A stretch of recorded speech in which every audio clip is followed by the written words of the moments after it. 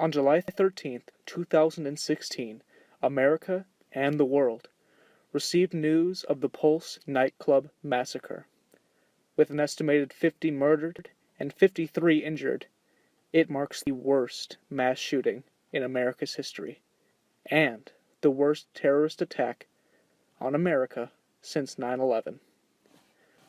Understandably, the media backlash has been fierce, and the presidential candidates have come out with their 2 cents.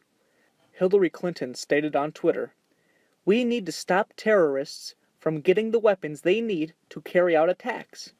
Weapons of war have no place on our streets." Likewise, Donald Trump tweeted, "Appreciate the congrats for being right on radical Islamic terrorism. I don't want congrats. I want toughness and vigilance. We must be smart." Clearly, the two candidates have become juxtaposed, with Hillary targeting the tools and Donald targeting the ideology. President Obama, however, leans towards Hillary's side, to put it mildly, and he had these words to say.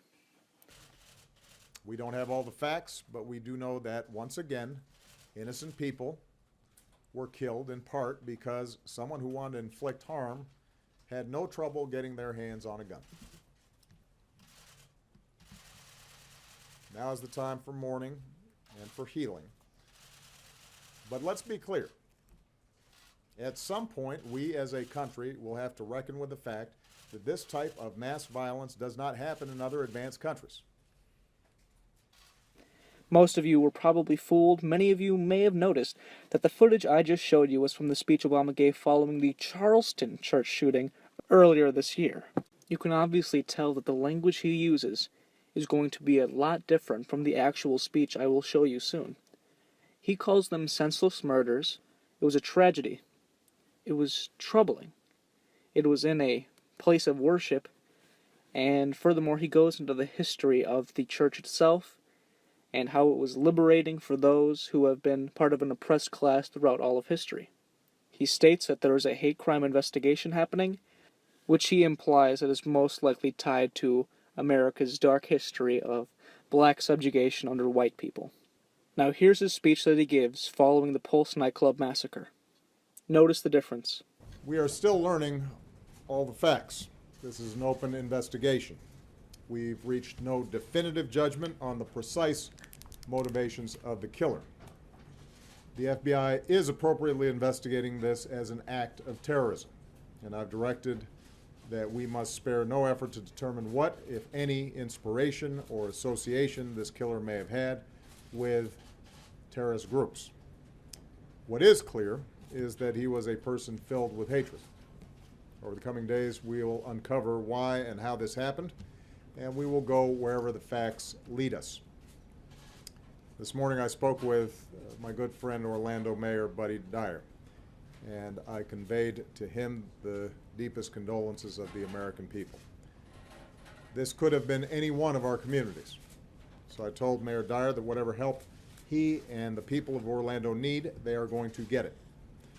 As a country, we will be there for the people of Orlando today, tomorrow, and for all the days to come. This is an especially heartbreaking day for all of our friends, our fellow Americans who are lesbian, gay, bisexual, or transgender.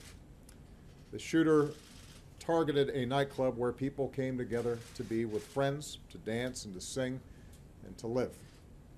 The place where they were attacked is more than a nightclub. It is a place of solidarity and empowerment where people have come together to raise awareness, to speak their minds, and to advocate for their civil rights. So this is a sobering reminder that attacks on any American, regardless of race, ethnicity, religion, or sexual orientation, is an attack on all of us and on the fundamental values of equality and dignity that define us as a country. And no act of hate or terror will ever change who we are or the values that make us Americans. Today marks the most deadly shooting in American history. Notice the offhand way he remarks that this is the deadliest shooting in American history. He's the president of America. At least show some emotion to the monumental disaster this represents for America and the impact it will have for generations to come. In the speech, Obama states that this was an act of terror and an act of hate. Personally, I don't think that most people would conduct a massacre, killing dozens of people, out of love. Furthermore, Obama says that there's no precise motive right now, and that we shouldn't jump to conclusions.